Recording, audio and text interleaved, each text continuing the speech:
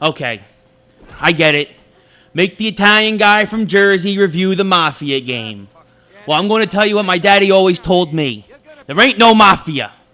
And my new flat screen fell off the back of a truck. I swear. It was fair game after that. Anyway, hey there everyone, this is Ray Carcillo from Classic Game Room, and today we're going to take a look at Mafia II from 2K Games for the Xbox 360. Mafia II was set in the turbulent time of the early 1940s in the US.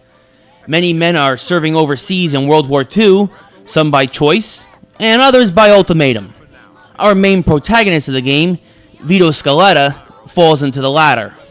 After robbing a store with his best friend and future mob legend Joe Barbaro, and getting caught in the act, Vito gives himself up to the cops in order to let Joe get away. Vito, due to his Italian heritage and bilingual skills, is given the option to serve in the US Army in Italy, instead of being sent to jail for a very long time. Not much of a choice, really, so Vito goes to Italy and serves for almost 3 full years before being grazed by a bullet and being allowed home for a couple of months on leave to recover. Upon returning home, Vito immediately contacts his old friend Joe to see what's changed in his beloved Empire City, a clear ripoff of New York City and a play on New York being the Empire State.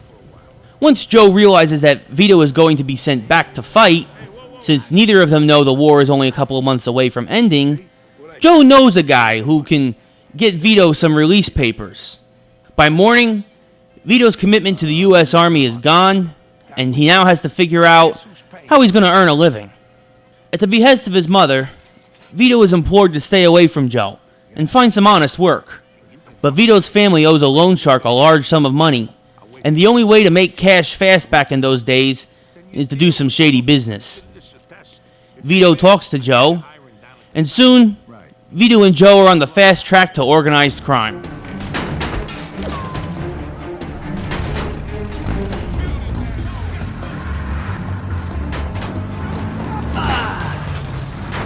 Mafia II has almost no connections to the first Mafia game, beyond the handful of cameos by characters who don't get bumped off from the first one. Otherwise, this is a completely new adventure set in the world of 1940s and 1950s organized crime. As Vito, you have to do a plethora of less than legal things, from robbing banks to jacking cars, while still being a nice little Italian boy that always comes home for Mama's Sunday pasta. As you and Joe start moving up in the underworld ranks, though, on your path to being made men, your crimes start getting larger and more grandiose. With Joe serving as the quote-unquote mastermind, things can get a little difficult as, more often than not, Vito is left cleaning up Joe's mess.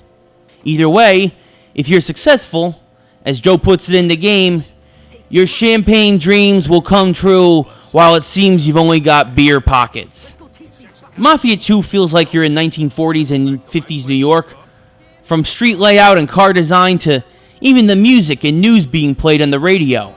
Reports from overseas about kamikaze bombings to Buddy Holly, Bing Crosby, and Little Richard pouring out over your car speakers. The atmosphere portrayed in Mafia II is all-encompassing and beautifully executed in terms of look and sound. Press Radio News. I'm Lowell Harris. The Soviets have attacked and captured the city of Elbing, Germany. A huge change compared to the first game is the fighting and shooting mechanics. Specifically, cover options given in a gunfight.